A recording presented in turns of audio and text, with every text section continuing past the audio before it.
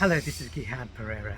Thank you so much for joining me. Today, I want to talk about looking into the future. It's something I often talk about, but specifically today, I want to talk about how far ahead should you be looking when you're thinking about the future. As a leader, a large part of your salary is being paid for you to be thinking about the future, not just being obsessed about the here and now, but how far ahead should you be looking? And I'm here in Sydney. I've been working with some senior leaders with my Future Scenarios program, and this is what we do. We identify scenarios, events, things that are happening in the future that could have an impact on their leadership role, their business, and their industry.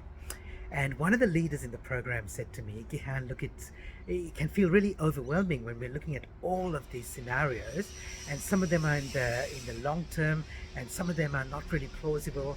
How can I figure out which are the ones that are going to be the most relevant for me and my organization without being overwhelmed by all these possibilities? And she's exactly right. She's exactly right. We need to narrow it down. So in the program, we identify lots of scenarios and then we narrow it down. And one of the ways that we narrow it down is to classify them into short-term, medium-term, and long-term scenarios. And now those time frames are going to vary for different leaders, different organizations.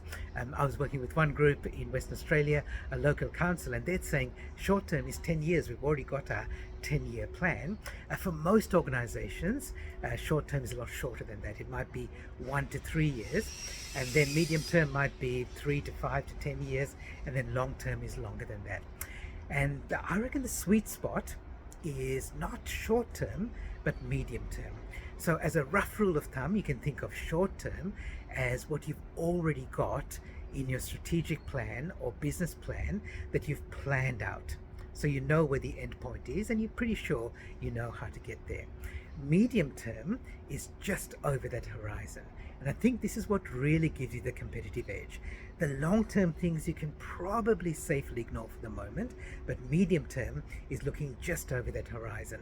You haven't quite planned for it yet, but at least you're alert to it and you can track it over the next few months or years. As an example, artificial intelligence. AI, of course, everyone's talking about it now, but 5 years ago, I was saying to my clients, AI is going to be really big.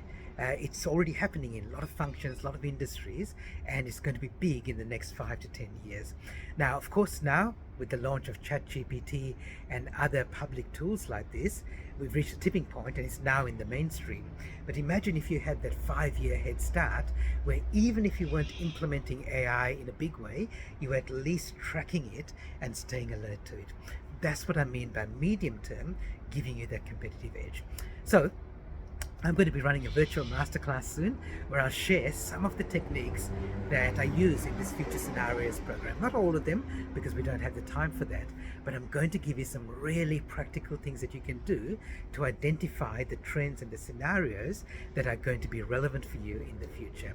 This is free, this is public, it's open to everybody, it's online so you can attend from anywhere. You'll find the link here, so please register, and because it is open to everybody, please feel free to invite others in your team, your organization, even in your wider network as well.